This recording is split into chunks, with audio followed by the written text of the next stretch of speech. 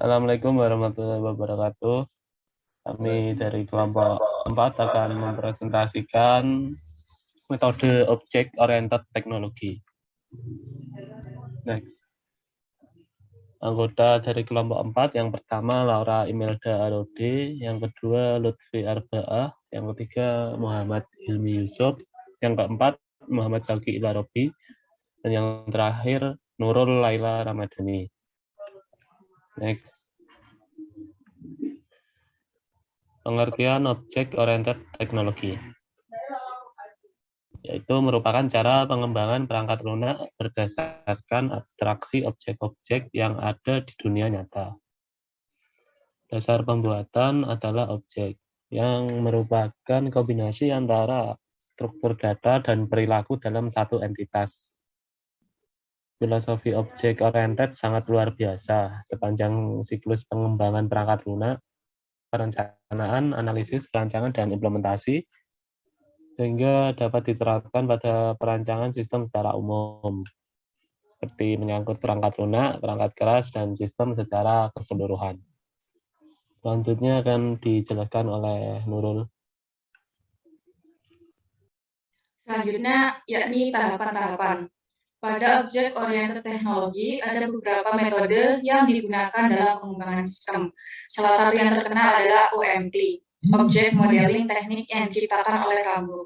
Aktivitas-aktivitas yang dilakukan dalam OMT ini ada 3, model objek, model dinamis, dan model fungsional. Model objek, konsep utamanya model objek ini adalah kelas dan asosiasi dengan atribut dan operasi. Relasi antar kelas berupa agregasi dan generalisasi. Untuk yang model dinamis, mempresentasikan state atau transisi model. Konsep utama adalah state, transisi antara state dan event yang menyebabkan transisi. Aksi dimodelkan sebagai kejadian dalam state. Untuk yang model terakhir yaitu model fungsional. Model fungsional, yakni menangani proses dari model, hubungan ke diagram alir data. Konsep utama adalah proses, data store, dan data flow, dan aktor. Dalam pengembangan sistem berbasis objek, diperlukan tahapan proses analisis yang dilanjutkan dengan tahapan desain atau perancangan sistem. Untuk translasi model dari proses analisis ke proses desain dapat digambarkan sebagai berikut. Untuk materi selanjutnya akan dijelaskan oleh teman saya, Lutfi dan Laura. Selanjutnya langkah-langkah. Proses OOA adalah metode OMT atau Object Oriented Analysis. Yang pertama, tentukan domain masalah. Yang kedua, bangun model objek. Yang harus kita lakukan yang pertama, identifikasi kelas yang relevan untuk masalah tersebut.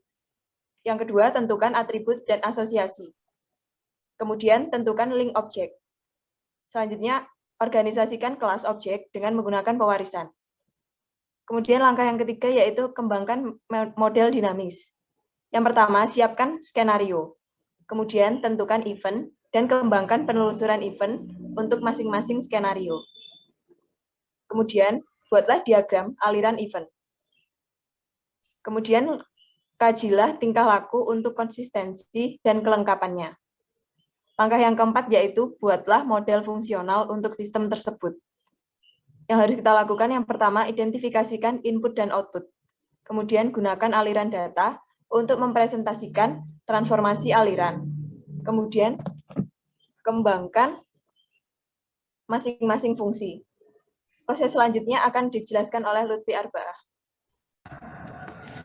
Yang kedua, proses OOD dalam metode OMT, yaitu Object Oriented Design. Yang pertama, lakukan desain sistem. 1. Partisipasi model analisis ke dalam subsistem. Lalu identifikasi konkurensi yang ditentukan oleh masalah. Lalu alokasikan subsistem ke prosesor dan tugas. Pilih strategi untuk manajemen data. Identifikasikan sumber daya global dan mekanisme kontrol untuk mengakses 13. Lalu kajilah dan perhatikan trade-off. Yang kedua, lakukan desain objek. Pilih operasi model analisis, Tentukan algoritma untuk masing-masing operasi, lalu pilih struktur data untuk setiap algoritma. Tentukan kelas internal, lalu kajilah organisasi kelas untuk mengoptimalkan akses ke data dan tingkatkan efisiensi komputasi. Lalu rancang atribut kelas. Yang ketiga yaitu implementasi mekanisme kontrol. Slide selanjutnya akan dijelaskan oleh teman saya Hilmi Yusuf.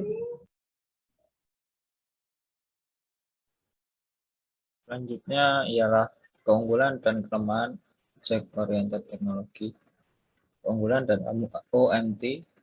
Yang pertama ada uniformity, yaitu pengembang cukup menggunakan satu metodologi dari tahap analisis hingga perancangan. Dengan adanya perkembangan ke arah aplikasi GUI, Graphical User Interface, OMT memungkinkan merancang user interface secara terintegrasi bersama dengan perancangan perangkat lunak sekaligus dengan perancangan basis data. Yang kedua, understandability, yaitu kode-kode yang dihasilkan dapat diorganisasi ke dalam kelas-kelas yang berhubungan dengan masalah sesungguhnya sehingga lebih mudah dipahami. Yang ketiga, stability, yaitu kode program yang dihasilkan relatif stabil sebab mendekati permasalahan sesungguhnya di lapangan. Yang keempat, reusability, yaitu dimungkinkan penggunaan kembali kode-kode sehingga akan mempercepat waktu pengembangan perangkat lunak. Next. Dan ada juga kelemahan OMT. Metode berorientasi objek merupakan konsepnya relatif baru sehingga belum ada standar yang diterima semua pihak dalam menentukan tool apa yang digunakan sebagai dasar analisis serat perancangan perangkat lunak.